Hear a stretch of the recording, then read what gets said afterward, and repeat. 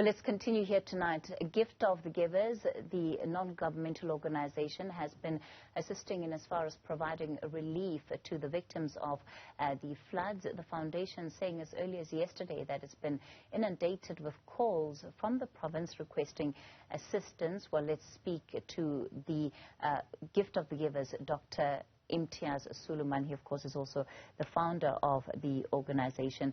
Dr. Sooliman, you've had the opportunity to actually get out and be on the ground over the last 48 hours.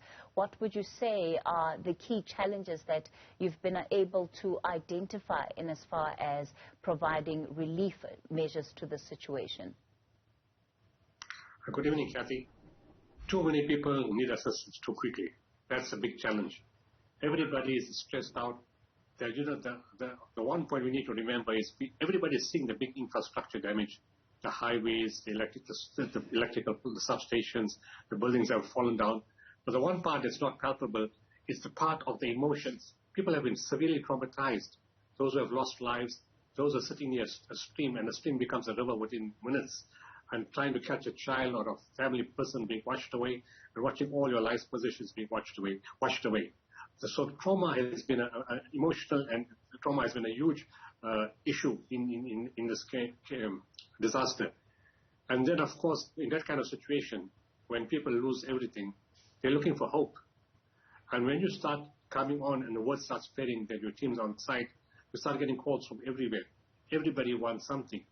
And people say, you know what, this one has lost his house completely. They're stranded. They don't know where to go. These ones have lost all their informal settlement checks completely. So it's a number of calls like that. People want assistance. They're just desperate. There's desperation everywhere. So that's the first challenge, that the number of people that want assistance is a huge number. But they're not only in one area. They're all spread out across many, many areas. And within a certain locality, there's so many different sections within that locality. The second big challenge is that the roads are very difficult to pass through yesterday. It's much better today, but still there's debris everywhere. At night, you've got to be very careful. You can drive into a rock, into a sand mole, so you have to be very careful how you drive, and that becomes another issue. You can't get into areas very quickly. The third challenge is you can't take your big trucks. The big trucks can get stuck. So you're going to take smaller trucks and sometimes move them into buckets.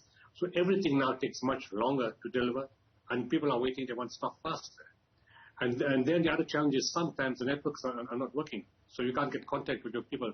We haven't had much of that form, but at times, suddenly we just can't get through to our people, and you phone about 10 times before it gets through. So those are the major challenges. And then you have to respond. Of course, what do you do with so many people who've lost their homes? They're going to community halls, but everybody wants to get back as soon as possible. And that's the next phase, where it has to be decided whether they're going back to the same land, which is low-lying and in floodplains, or are they going to be given land somewhere else, which is on a higher plane, but not like 10 kilometers away from where they are right now. In many ways, the scale of this disaster in and of itself is unprecedented. And so when we talk about providing help to the number of people that need it in the multiple areas where they are right now, where do you even begin in terms of identifying which areas you reach first? And again, this is bearing in mind that over the weekend, more rain is expected. And I wonder how much of a window period that then this moment becomes. You have to act fast. That's the thing. You have to act fast, but you have to remember certain principles. You don't want to duplicate.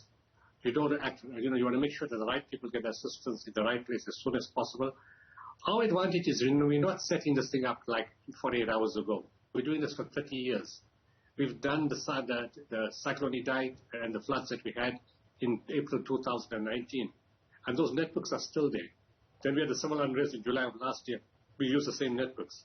And over a period of time, we're distributing food to people. So we have those networks. So people will call you from different areas.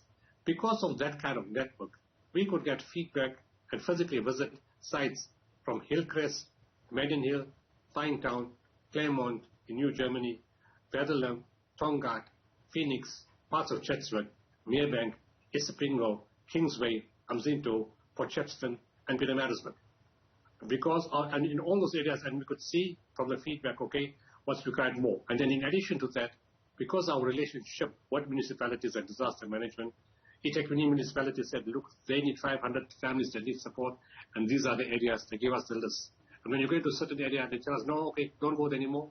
It's changed. The number of people is now increased from what we told you yesterday. You won't have enough stuff, and that may cause a conflict. Let's change, move to another direction. So working with getting their feedback, we getting our feedback, we can get to the areas.